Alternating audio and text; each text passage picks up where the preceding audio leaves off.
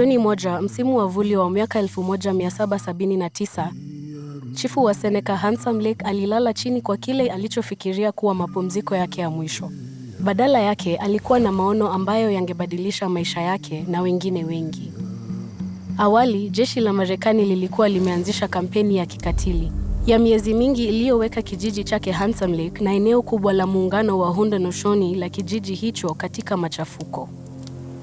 Mashambulio ya jeshi kwa Haudenosaunee, ambao kwa kawaida waliwaita Iroquois, yaliharibu jamii nzima na kuwaua wengi.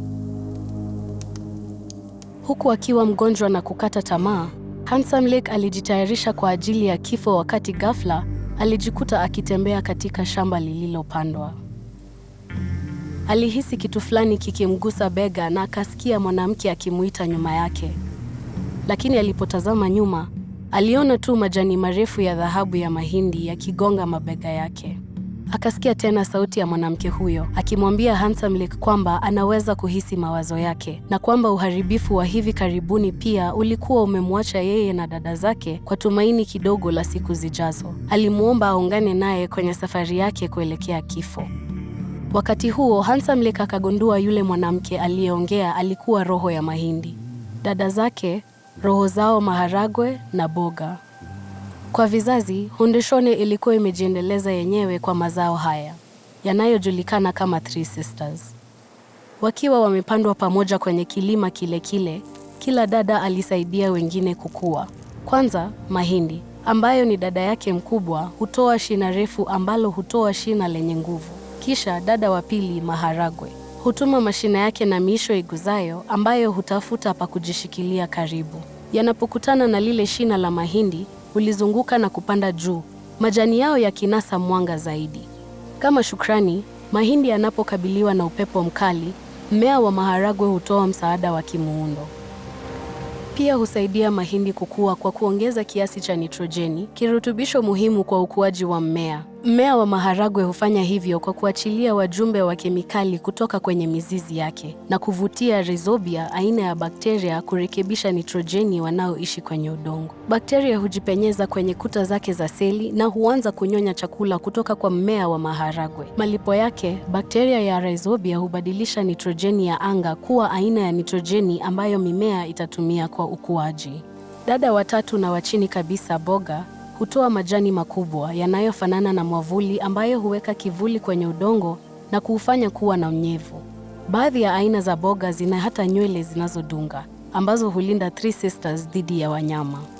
Handsome Lake aligundua kwamba ikiwa angeondoka ulimwenguni wakati huo, angeondoka pamoja na ufahamu wa milenia wa wale Three Sisters na kung'oa mila, kuinyima jamii yake njia ya kuokoa maisha na kuwatenganisha wale akina dada.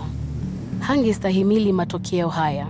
Kwa hiyo aliahidi badala yake kukaa na kufundisha tena jamii yake jinsi ya kuwatunza wale Three Sisters na kuruhusu mazao ya walishe kama malipo. Leo, Haudenosaunee wanaendelea kupanda wale Three Sisters, na ile desturi ya zamani ya kilimo imehimiza suluhisho kwa masuala mengi yanayosababishwa na kilimo cha kisasa na cha kiviwanda. Mfano, kilimo cha mmea mmoja ambapo wakulima hupanda aina moja ya mmea katika shamba kila mwaka hupunguza virutubishi kwenye udongo. Kufikia mwaka wa 2022, inakadiriwa kuwa theluthi moja ya udongo wa dunia umeharibiwa kwa wastani hadi kiwango cha juu. Ingawa mashamba mengi ya Marekani sasa yanatumia aina fulani ya mzunguko wa mazao, zoezi hili pekee huenda lisirejeshe virutubisho vya kutosha. Mazao huwa yanatumia virutubisho vya ardhini kwa ufanisi zaidi yanapokuzwa pamoja kwa kujaribu, kama vile Three Sisters. Mashamba mengi ya kisasa pia yanatumia mbolea ya nitrojeni kupita kiasi.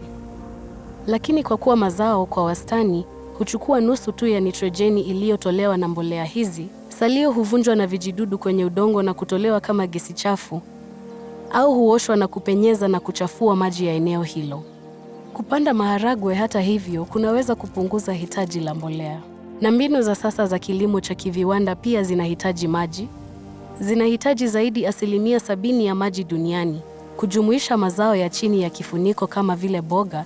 Hata hivyo, kunaweza kuongeza uwezo wa udongo wa kujishikilia maji. Mafanikio ya Three Sisters yanatuonyesha kwamba kuna njia endelevu zaidi za kukuza chakula. Nao ni mfano mmoja tu wa kilimo cha urejeshaji upya desturi zenye mizizi ya zamani ambayo inatambua maumbile kama mfumo wa nguvu uliounganishwa. Kwa kutekeleza kanuni za urejeshaji upya, ardhi ambayo inatupa chakula, huku tukiwaheshimu wale ambao walihifadhi ujuzi huu wa mabadiliko wa jadi. Ikiwa unafurahia kujifunza historia, jisajili kwa kituo hiki, kwa sababu masomo ya jana yanaweza kutusaidia kukabiliana na changamoto za leo.